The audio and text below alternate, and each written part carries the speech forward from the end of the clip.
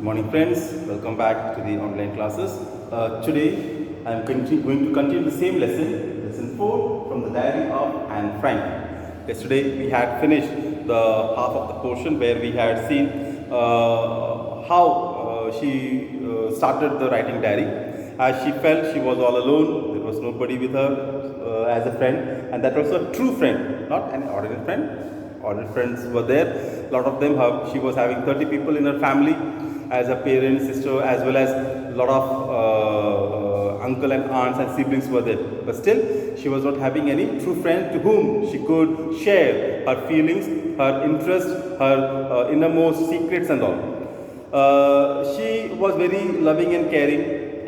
Before starting the diary, writing the diary, she just gives a small introduction of her family, that she was having a loving and caring father and mother, sister, and they were living in Frankfurt in Germany. From there, father and mother went to Holland, migrated to Holland to start a new business and establish there.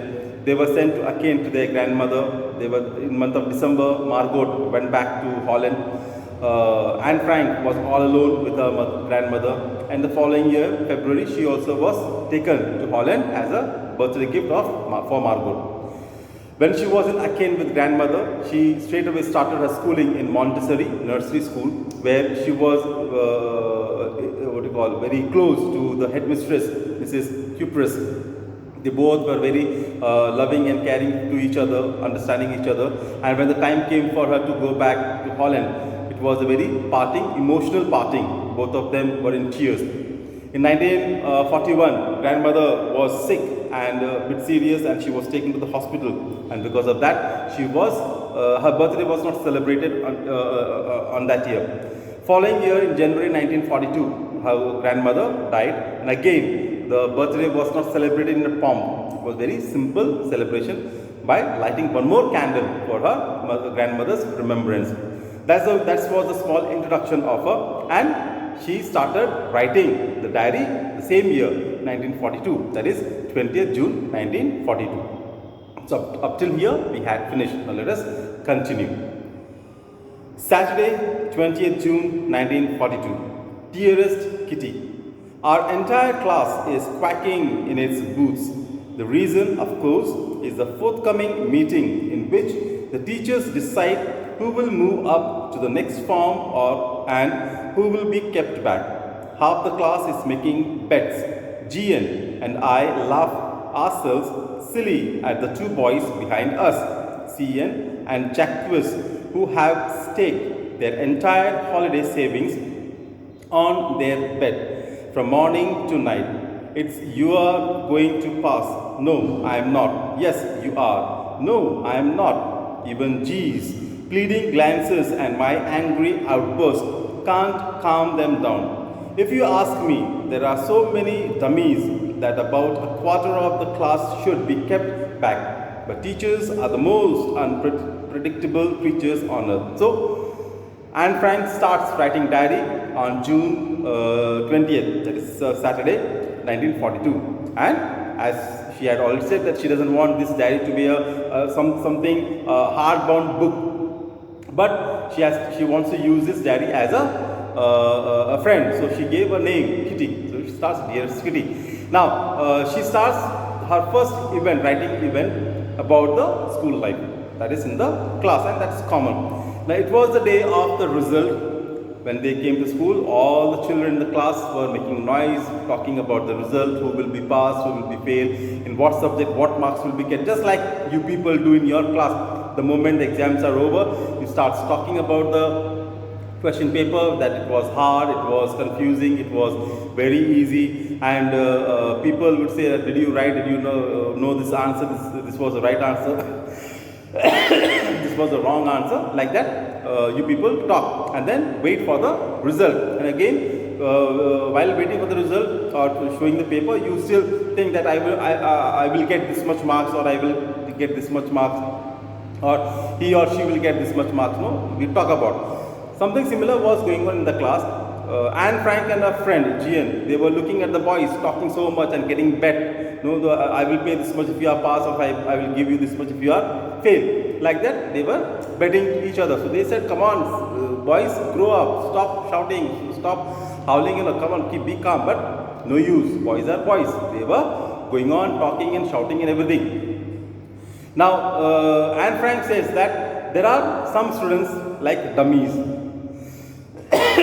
No feelings, no emotions, nothing. They simply sit there, and they are the best students for the teachers, because teachers are unpredictable creatures. For them, these students are very good, and for Anne Frank, these dummies should be put behind the class, last benches. Now, dummies, what are the dummies? When you go to the shopping mall, you see some people standing, artificial men and women are standing with the clothes to show off, to attract the people.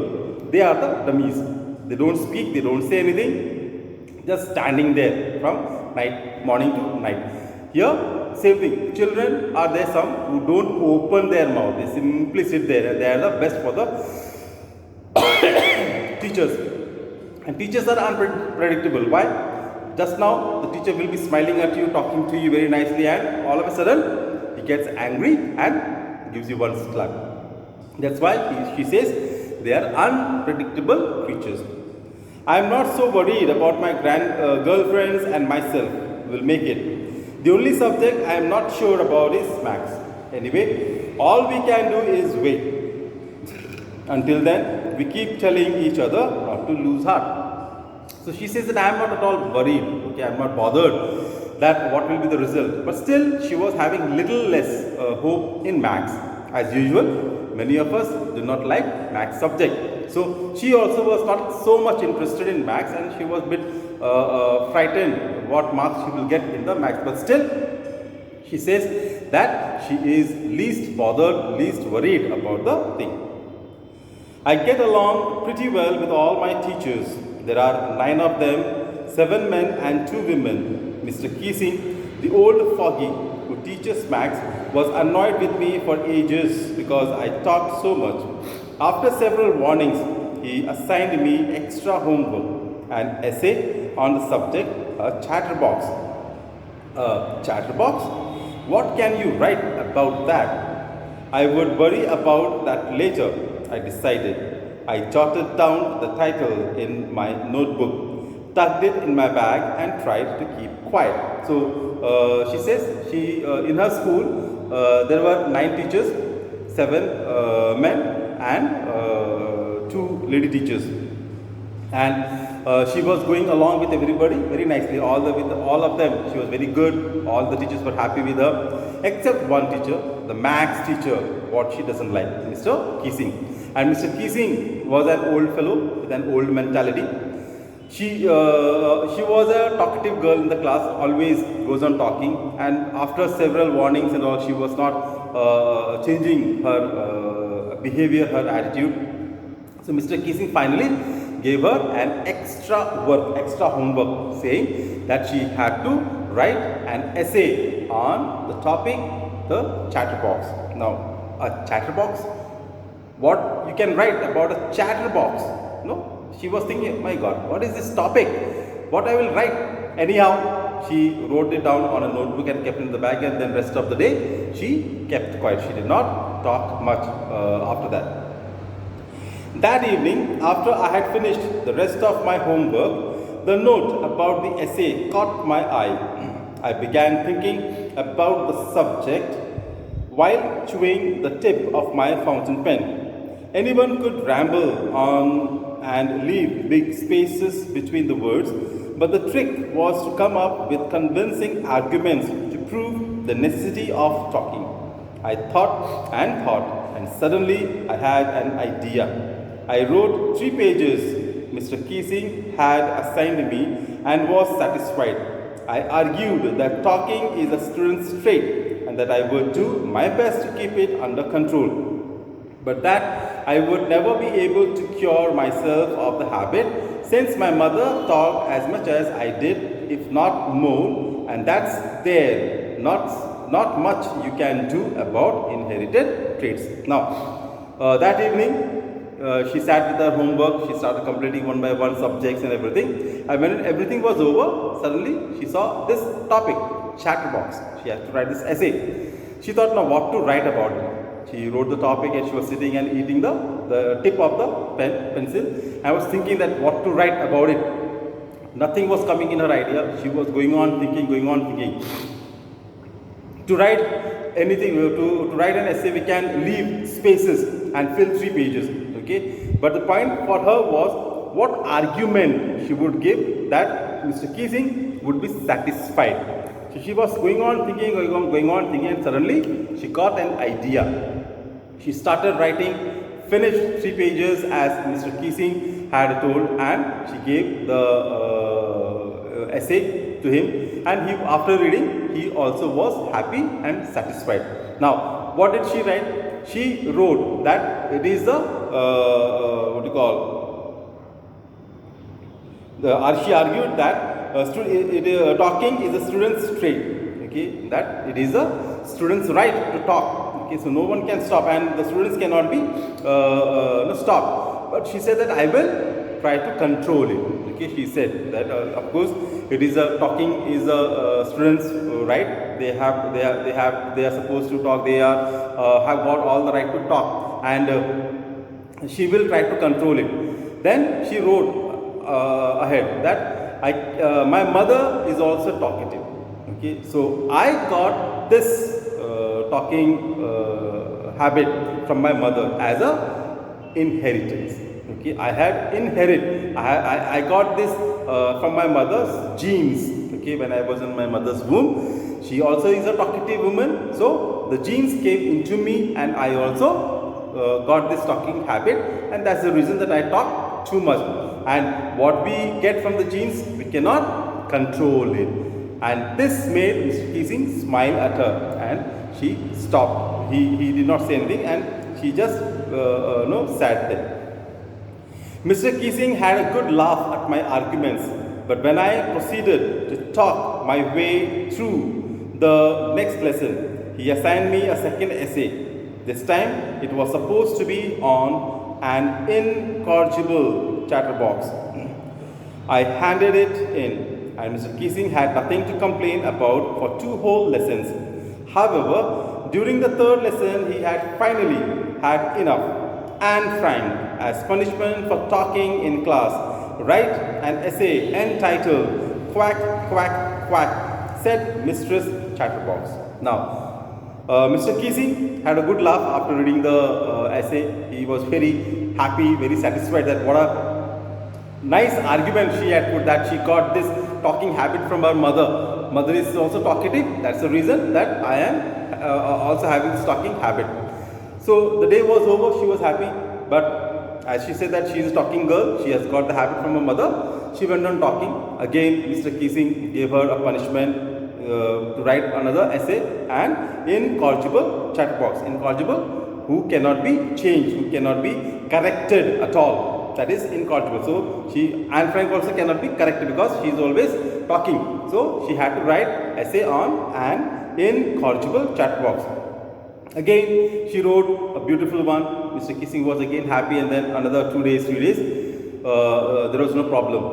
But one day again, he just burst out. He got angry so much that he just shouted at Anne Frank and said, "Anne Frank, as a punishment for talking in class, write an essay entitled Quack, Quack, Quack," said Mistress Chatterbox. The 3rd one. First one, a chatterbox. Second one, an incorrigible chatterbox. And 3rd one, quack, quack, quack, said Mistress Chatterbox. Now, she was upset. What man, this man is always giving me punishment, writing essays every now and then. Now, how much I will write? Whatever ideas were, they all finished. Mr. A chatterbox, and then an incorrigible chatterbox, all the ideas are over. Now, from where I will get it? The class rolled. I had to laugh too, though I had nearly exhausted my ingenuity on the topic of chatterboxes. It was time to come up with something else, something original. My friend San, who's good at poetry, offered to help me write the essay from beginning to end in verse, and I jumped for joy. Mr. Keesing was trying to play a joke on me with this ridiculous subject, but I had make sure the joke was on him. So the class wrote when Mr. Keesing said that you have to write the essay on quack, quack, quack, said Mistress Chatterbox. So it was a kind of a fun on Anne Frank. That's why the whole class started laughing and smiling and wrote. So she was upset now what to write. I do not have any ideas. But her friend Sam, he said that okay, I will help you. Okay, and he was a good at poetry. So she thought of this time I will write the essay in a poetic way and with the verses and all everything. And she decided that he had a fun on me by giving this topic. But I will see that the fun should be on him. The joke should be on him. That's the way I would write the this topic. I finished my poem and it was beautiful. It was about a mother duck and a father swan with the 3 baby ducklings who were bitten to death by the father because they quacked too much. Luckily, Mr. Keesing took the joke the right way. He read the poem to the class, adding his own comments and to several other classes as well. Since then, I have been allowed to talk and haven't been assigned any extra homework. On the contrary, Mr. Keesing's always making jokes these days. Yours, Anne. Now, she finished the poem and gave to Mr. Keesing, and it was beautiful. It was something extraordinary. What was the what she had written? She had written a kind of a story type. There was a mother duck and a father swan living together, and they had 3 baby ducklings. Now these ducklings always made noise, quack, quack, quack. So father swan got angry and he beat them to the death. Okay, they were killed by the father. Now Mr. Keesing took it in a positive sense. Now if he had taken a negative sense, then the story would have ended as she was thrown out of the school, rusticated to the school, because she was directly pointing to Mr. Keesing that he is killing me by giving extra work. But Mr. Keesing took it in a positive way. He said that what a beautiful poem she has written. It is having a literal meaning that we should not give too much punishment. Okay, we should not. The teachers should behave with the students in a proper manner. They should not always pinpoint to one person. They should not be always behind one person. Sometimes it happens. So we should also have patience. Give him chance to correction. It is not that today he made mistake, you gave punishment. Just tomorrow again he made mistake, again give punishment. So every time giving punishment to him, he will be upset, no? And definitely he will do something. Right? It is better give space, give time for that child to improve. So Mr. Keesing took it in a positive way, and he went around in all the classes reading the poem, giving his own comments, and from that day onwards, Mr. Keesing became the best teacher to Anne Frank. They both were very good, very close, and never Mr. Keesing told anything to Anne Frank as she talks. She also changed herself. She also started talking less, especially in Mr. Keesing's class. And Mr. Keesing also changed. The man who always was strict now became a jovial fellow. He started cracking jokes in the class. See how a student changed the teacher. A teacher who was an old mentality person, who was old and who was very strict in the class, he also changed and started making fun in the class. I believe you might have understood the story. Thank you. Have a nice day.